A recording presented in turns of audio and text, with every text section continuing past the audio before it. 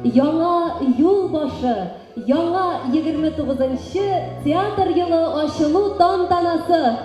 Чынлап та бездә бүген бәйрәм, көтеп алынган бәйрәм, чөнки үзегез белеп торасыз, озак ял иткәннән соң инде без әлбәттә сентябрьдә башлаган спектакльләрне, ә менә инде бүген үзебезнең 29-нчы иҗат мизгелен ачабыз. Без сезне бик нык сагындык. Biz sizga rəhmətlimiz. Bugün barınız da şulay matur edib teatrımıza kilgəniniz üçün. Siz bizi sağındınızmı? Rəhmət. Barınız qalağınızlar, oşunday alqışlar. Biz öyləyim mənə bugün oşu teatrımızın birinci günündə oşunday alqışlar mənən həm mən öyləyim kilesəkdələ Başqırstanımızın oşu Nur Üfü Tatar Teatrı, Səskat həm hər bir tamaşasıға kiley, qonuşub qaytayıq. Dur, rəhmət edilgən. Спасибо большое. Театр безгә барыбызга да кирәк. Бу театрда без үзебезнең телебезне, мәдәниятне, гореф-гадәтләрне саклыйбыз. Балалар өйрәтәбез. Һәм менә театр булгач, безнең мәдәният та сакланачак.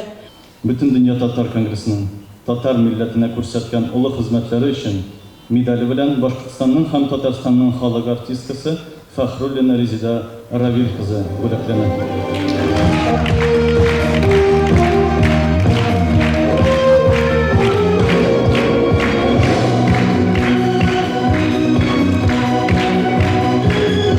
От лица главы администрации района, от себя лично, сердечно поздравляю вас с открытием 29-го театрального сезона. Желаю творческих успехов, ярких открытий, новых спектаклей, громких оваций и, конечно же, здоровья. И хотела выразить искреннюю благодарность коллективу театра «Нур». Уважаемые друзья, именно сотрудники театра «Нур» одними из первых пополнили ряды волонтерского отряда Октябрьского района. Именно они, одни из первых, оказывали помощь в этом году тем, кто был вынужден находиться дома. Үткән сезонда берничә артистыбыз мактаулы исемнәргә лаек булды. Әйдәгез, аларны да котлап үтик.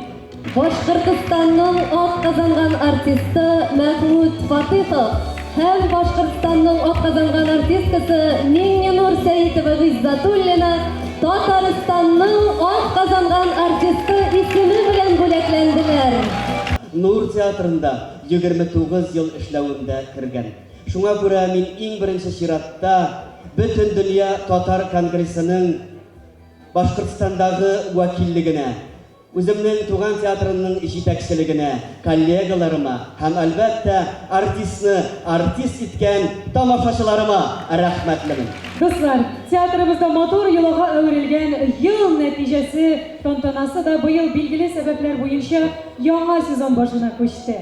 Һәм ул 5нче тапкыр үтәчәк. Елдагыча театр җитәкчелеге иң матур, иң уңышлы сәхнә эшләре буенча җиңүчеләрне билгеләде. Әйдәгез, аларның исемнәрен яңгыратыйк.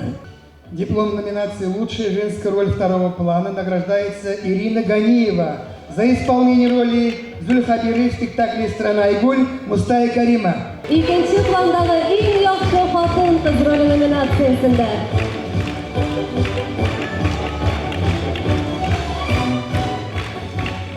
Диплом в номинации «Лучшая мужская роль второго плана» награждается Альберт Шейхуддинов за исполнение роли Ягафара в спектакле «Страна Айгуль» Мустая Карима.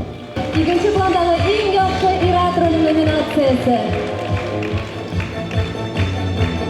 А в номинации «Лучшая женская роль» награждается Минненур Саитова Гизатуллина за исполнение роли Ларисы в спектакле «Алло, это счастье». Иң яхшы хатын-кыз роле номинациясендә Миңненур Сәитова Гыйззатуллина.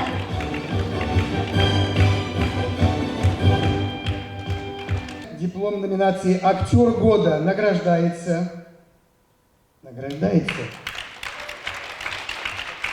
за работы в спектакле «Озорная молодость» Ибрагима Абдуллина, «Страна Айгуль» Мустая Карима, «Алло, это счастье» Салимжанова, а также за постановку инклюзивного спектакля «Золотой ключик» Толстого в детской студии «Нур» совместно с артистами театра, артист театра Марат Хасанов. Марат Хасанов. Ел актера номинациясы. Котлы Дуслар, яңа сезон алдында үзебезгә иң изге теләкләр телик. Спектакльләребез, премьераларыбыз шаулап үтсен.